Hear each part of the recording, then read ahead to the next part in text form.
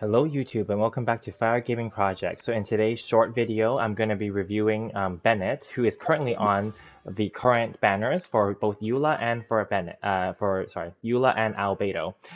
So overall though, this character, I'm pretty sure most of you already know this, he is the best overall support in the whole game. He is hands down better than Goro, who is going to be released. He will be for sure, and he is already better than Kujo-Sara because they're very specific. They only buff Kujo-Sara only buffs Electro, basically, and like for some of her constellations and some of her talents, and Goro is likely going to be the same as Sara, whereas Bennett here is able to buff everybody and also can give 70% up to 70% healing, right? And so it's just a better overall buffer.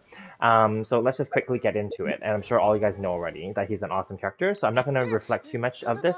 So my current style of doing the review videos are really just quicker, basically, as quick as possible, because these characters are not new. You guys already know this, unless you're very new to the game. He does have energy issues, which is why I gave him the Skyward Blade. I've already talked. Should you refine your 5-star weapons situation and who to give what to. So so in this case I did refine 2 of my Skyward Blades and gave them to him.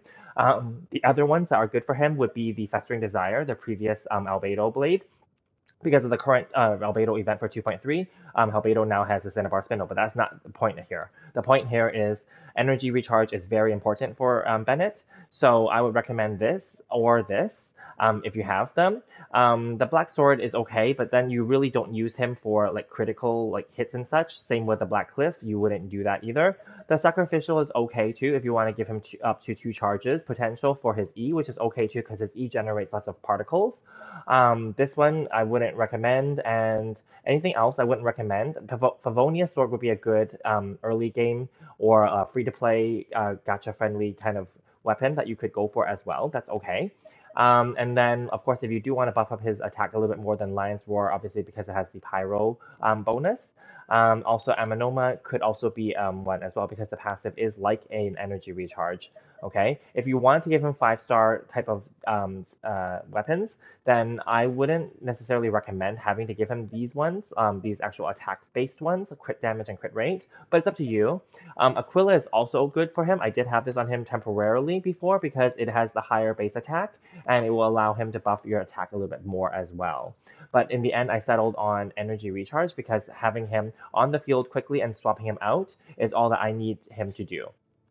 Artifact-wise, he is definitely a support, so I recommend the 4-piece Noblesse Oblige. Now, because there is now the Emblem of Severed Fate set, and that is energy recharge as well, which would definitely help him. If you can farm that one and get a 4-piece set there, I recommend that instead, actually. But because I had him obviously since near the beginning, so I've had this Noblesse set on him. More or less, I switched out some of the pieces, but more or less, this is what I kept on him, and I'm okay with it. But definitely, if you are farming for him now, if you got him more recently, then do definitely consider the Emblem of Severed Fate because that would be better for him. Because technically, the Emblem of Severed Fate is a more improved version of the Noblesse Oblige set. Constellation-wise, you'll notice that a lot of players, especially late game players like myself, have left the 6th constellation not activated on purpose, even though I have him at C6. The reason why is because this will affect his ability to do reactions, because then other characters in his circle, especially those that have Claymore, Sword, and Polearm, they will be infused with Pyro, and then they can't do reactions inside of his circle, his alt circle. So that's why we don't activate this one. So if you already activate it, unfortunately, there's no way to turn it off at this point. But yeah, if you can just go for it without activating it, that'd be great. C1 is really where it helps him a lot because it gives him additional 20% of base attack, and he doesn't have a restriction for his HP, etc. C2 is where if his HP falls below 70, his energy recharge is increased by 30, so that's helpful. This is just plus 3 levels. And C4 is that when his normal attack, when he executes the second Passion Overload, the charge level 1, an additional attack is to be performed. This is basically like that, kind of like the Shoryuken uppercut from Ryu and Ken from Street Fighter, like where but not many people actually hold down his like E to, or not E, yeah, exactly, his normal attack or charge attack to do that. Not anyone does that. I don't do that either. So C4 is technically kind of useless. And then C5 is just extra 3 levels, and of course Fantastic Voyage is his alt, which is his best thing. Talents, you definitely want to focus on the alt. The ult should be maxed. I crowned it. This one is level 9 because it does, does do a little bit of pyro damage, of course, and it does help with energy recharge particles. This one you don't even need to level up at all. I just gave it to him to level 6 only. This one decreases the cooldown for his Passion Overload, which is his E. This one just reduces the cooldown as well, and he'll have the charge level of level 2 for his E, basically, within the circle. And then this last one is he has the bonus from expeditions, the time deduction for Mondstadt. All right, so let's just get to it and let's go. Because excuse me, but because he's a support character, so he will not be able to really kill the boss, but he'll be there to buff the other characters who will do all the damage for him.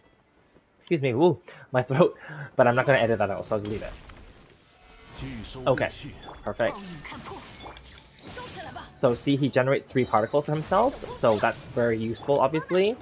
And it does snapshot, I believe, when you're inside, certain skills, of course, right? So basically oops, sorry, let me just try to get out of the thing. So anyway, it's dead already. Sorry, I was trying to exit a little bit so that I could show you, like, the life bar, but I guess it doesn't need to be. So anyway, regardless of that, if you're a newer player, definitely you have to get Bennett. He is currently in the, here. If you're going to roll for any of these characters anyway, you definitely consider that. He was on the shop last month, I believe, but he's no longer there now.